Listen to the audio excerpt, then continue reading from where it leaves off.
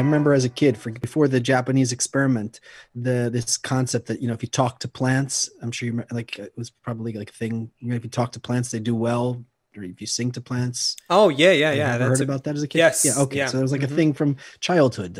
Like if you sing to plants or talk to plants, they grow And better. just a quick So tangent, by the way, just a quick tangent. I did. There was a show I was producing years ago, and we brought one. It was called the Butterfly Effect. If you're familiar with that, our friend Ranciovitz was the host there. Anyway, we brought an expert on exactly that, who went into the research of how plants respond to and talk to their environment. And first of all, it's insane what the way he speaks about plants as, living sentient beings, and how they actually have senses. They have a sense of hearing in their own weird way, and so on and so forth. But what he explains there is that they're so sensitive. We just we can't see it because the rate of change is different. Their metabolism is different. Their responses are not those that we can quickly decipher, but they respond to what's in the room, so to speak. They respond to, a lot of things that we don't take into account. Anyway, go ahead. Yeah. okay. So so come with me here. Uh, we're we're talking about how we can affect water, okay? And we're 70% water. We're talking about how we can affect sand. We're talking about how we can affect plants, right? There's that. Now let's go higher than all of that. And let's say that we if we were in control of the whole universe, that's great. So then I would just sit in my chair all day and think love about everything and just create an environment around me where would just have love around me all the time. And we would all project love into the world. And that would be the beginning and the end of it. Here's the thing.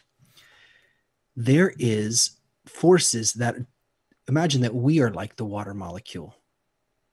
And there's forces that are acting on us, meaning nature has Okay. its own like the source of where all of the stars get all of their power from, where all the grass, where our heart, where everything comes from. Nature has its own waves, vibrations that are pushing out, that are filling life with life.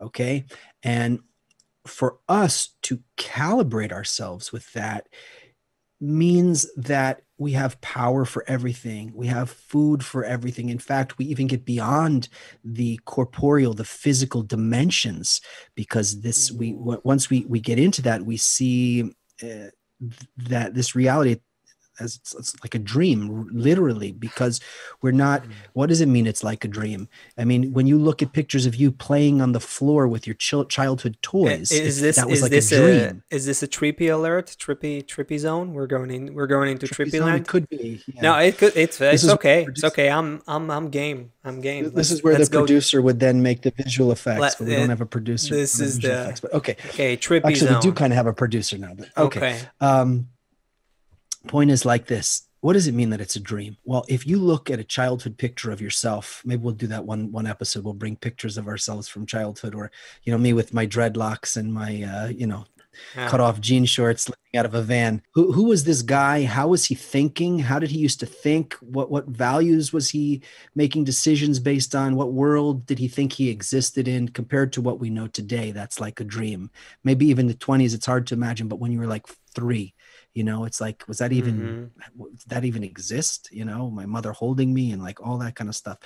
Um, when we move forward, we'll feel that this whole way that we live with the election and this, it feels like a dream.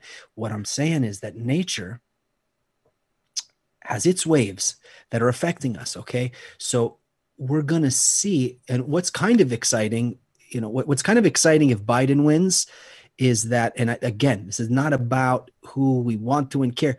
It's not what the thing that's exciting about that possibility is that nothing will change, meaning like it's not going to all of a sudden the virus is going to go away and everything's going to get better. Like it would be exciting in order for us to realize that our solution is in our love for each other and our unity, and not from crooked politicians. So we'll see, no matter who wins the election, it doesn't matter. Let me It does add to not matter who this, wins. just Okay. to the disclaimer part. Okay, it's not crooked politicians, even it's crooked politics. Currently we have a distorted way of conducting ourselves on this planet, period. It's okay, it's evolutionarily okay, but it's not okay in terms of where we need to be. We need to rise and grow as human beings to the point where we can work to balance ourselves with nature's governing system, with nature's governing laws. Our politics right now, doesn't matter who's at the helm, who gets elected, is not doing that. It has no knowledge of this, no tools, no direction, and no vision in this direction. And so, it really, in this respect, it doesn't matter who wins, whether it's the one you're rooting for or the one against it, because what we're going to discover is that the forces of nature are greater than our current man-made systems, and they're pushing us to evolve and to change our governing systems to those that will start to balance ourselves with nature. Now, sure, that's, that sounds lofty and high, but we're going to have to get down to the nitty-gritty with this. Humanity is going to have to reinvent, how we are taking care of our needs. Do we really, our systems, our economy right now, the way we use media, the way we educate our children, is that really, up to speed with where the interconnected future is taking us? Is that really aligned with the kind of balancing act that we need to maintain with nature? Is that really the best we can do with creating happiness and well-being for everyone in a world that is affected by a global pandemic? And we just now are realizing that we were going to have to live with this pandemic, at least for a few years. Does it really make sense to think about who's going to bring back the economy? Isn't it a little bit outdated? Isn't it a little bit childish to think that we have a time machine that we can bring the past back? Or should we start thinking about a new kind of future where we are new kind of humans and we conduct ourselves by new systems? Systems that are based not on division and whoever wins at, this divide and conquer kind of paradigm that we're at called politics, but rather where the winner is the one who is capable of connecting everyone.